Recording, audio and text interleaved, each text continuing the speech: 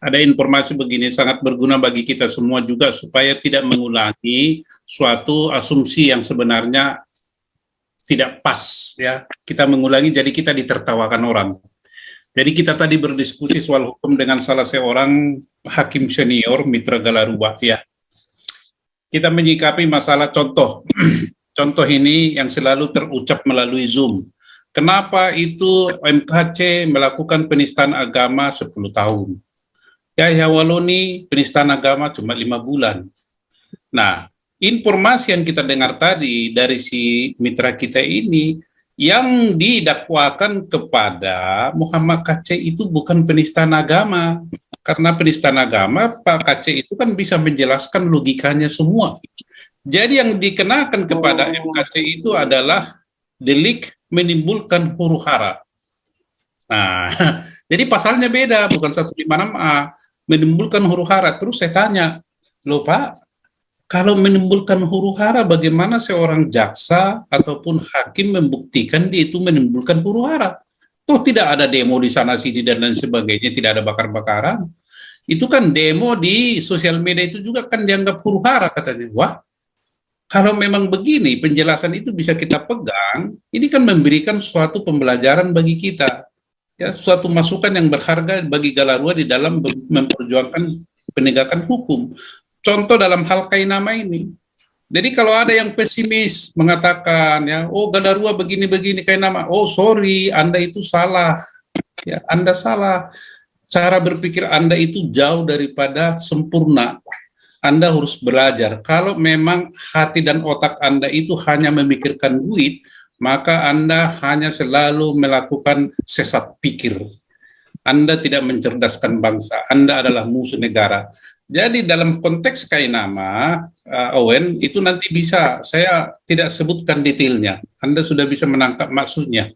Ya, jadi kita dalam hal mensandingkan atau membuat apple to apple antara perbandingan MKC dengan Yusuf Waloni tidak pas.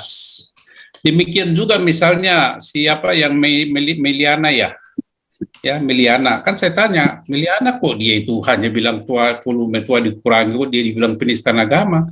Apa delik penistaan agama dikenakan kepada dia atau bukan? Kan kita nggak jelas ini. Nah, jadi ini teman-teman memberikan pencerahan yang luar biasa karena kita ingin memposisikan Galarua ini bukan asal cuap-cuap. Katakan itu menjadi wacana ya, karena masih banyak juga alternatif lain yang belum kita pikirkan atau mungkin sudah dipikirkan cuma belum dipercakapkan pada malam hari ini. Oke, jadi ya itu Pak Lebam Madu ada yang menanyakan itu judul petisinya apa? Oh itu yang Kainama menista itu ya di change.org. Nah gitu ya, itu judulnya. Cari di Google ya, di Google tinggal ketik aja change.org terus ketik Kainama menista. Oke, jadi ini ada informasi ya, ada informasi begini sangat berguna bagi kita semua juga supaya tidak mengulangi suatu asumsi yang sebenarnya tidak pas ya. Kita mengulangi jadi kita ditertawakan orang. Jadi kita tadi berdiskusi soal hukum dengan salah seorang hakim senior Mitra Galaruba ya. Kita menyikapi masalah contoh. Contoh ini yang selalu terucap melalui Zoom. Kenapa itu MKC melakukan penistaan agama 10 tahun?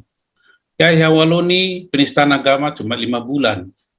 Nah, informasi yang kita dengar tadi dari si mitra kita ini, yang didakwakan kepada Muhammad KC itu bukan penistaan agama. Karena penistaan agama, Pak KC itu kan bisa menjelaskan logikanya semua.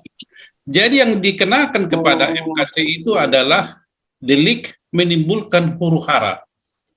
Nah, jadi pasalnya beda, bukan 156A, menimbulkan huru-hara. Terus saya tanya, loh Pak, kalau menimbulkan huru-hara, bagaimana seorang jaksa ataupun hakim membuktikan dia itu menimbulkan huru-hara? Toh tidak ada demo di sana sini dan lain sebagainya, tidak ada bakar-bakaran. Itu kan demo di sosial media itu juga kan dianggap huru-hara katanya. Wah, kalau memang begini, penjelasan itu bisa kita pegang, ini kan memberikan suatu pembelajaran bagi kita. Ya, suatu masukan yang berharga bagi Galarua di dalam memperjuangkan penegakan hukum. Contoh dalam hal Kainama ini. Jadi kalau ada yang pesimis mengatakan ya, oh Gadarua begini-begini Kainama, oh sorry, Anda itu salah. Ya, Anda salah. Cara berpikir Anda itu jauh daripada sempurna. Anda harus belajar. Kalau memang hati dan otak Anda itu hanya memikirkan duit, maka Anda hanya selalu melakukan sesat pikir. Anda tidak mencerdaskan bangsa. Anda adalah musuh negara. Jadi dalam konteks Kainama, Owen, itu nanti bisa, saya tidak sebutkan detailnya. Anda sudah bisa menangkap maksudnya. Ya, jadi kita dalam hal mensandingkan atau membuat apple to apple antara perbandingan MKC dengan Yusuf Walo ini tidak pas. Demikian juga misalnya siapa yang Meliana ya Meliana, kan saya tanya Meliana kok dia itu hanya bilang volume tua dikurangi, kok dia dibilang penistaan agama?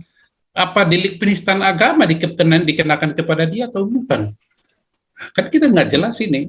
Nah, jadi ini teman-teman memberikan pencerahan yang luar biasa karena kita ingin memposisikan Galarua ini bukan asal cuap-cuap, bukan asal ngomong, menggubrak berdasarkan data, ya, menggubrak berdasarkan informasi yang valid.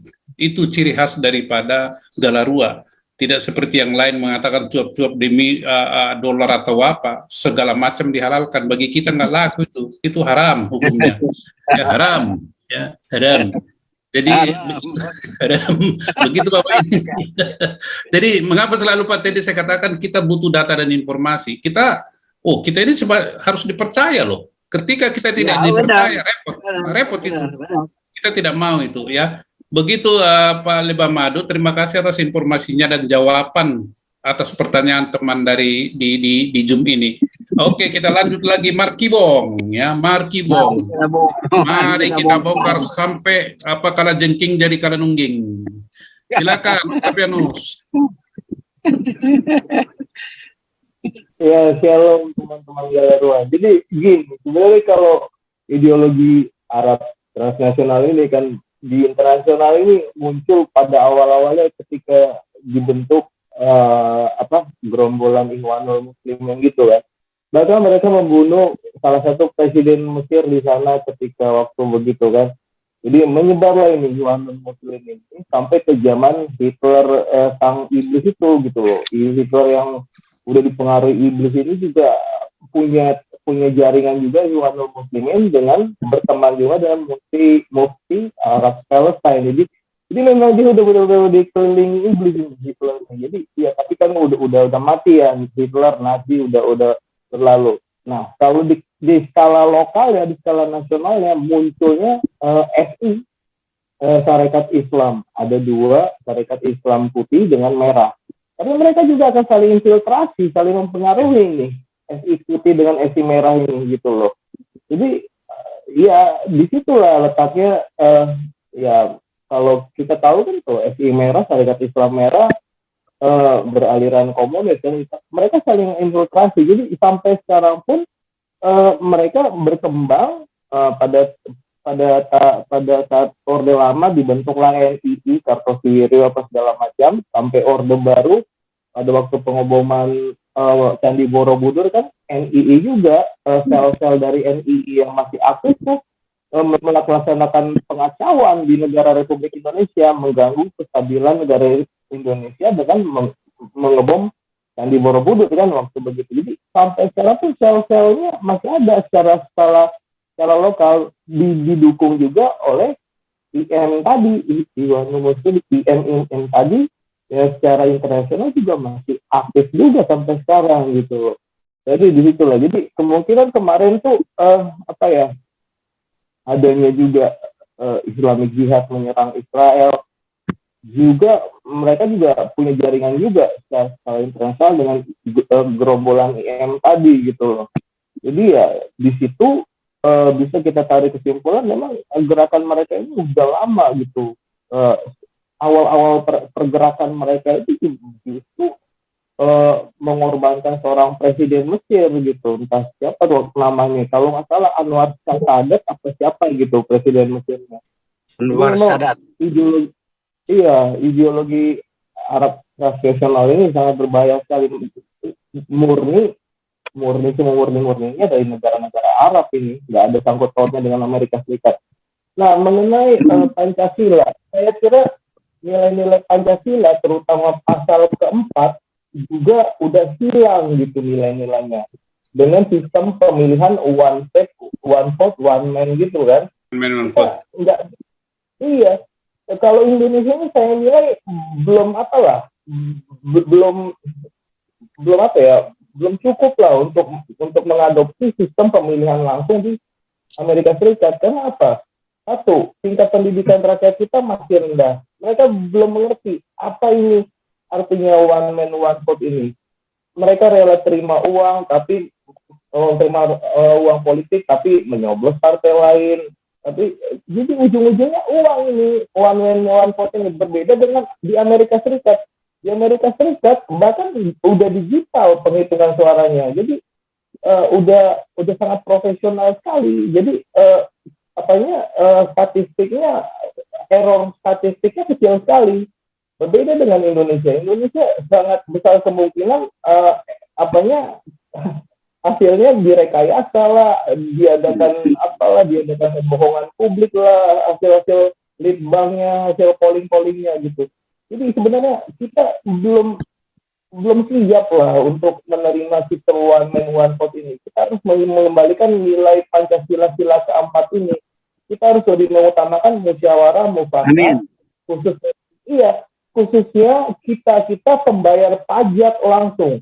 Jangan sampai ada segelintir masyarakat radikal tidak pernah bayar pajak tapi ikut pemilihan umum, kan gitu.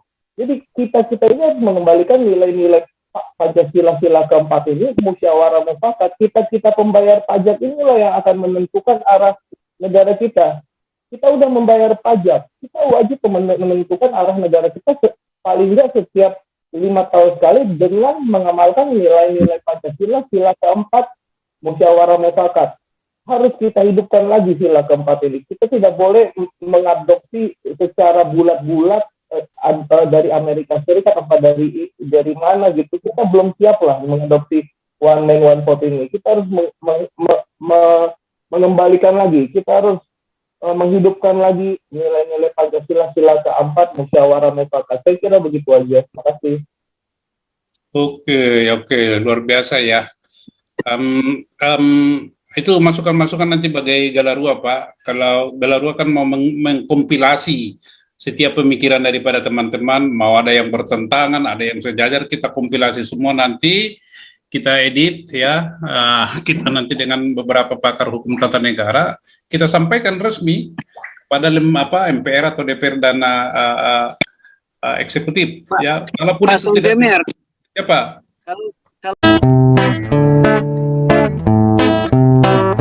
Kau bilang kau menang debat, lawan domba yang sesat.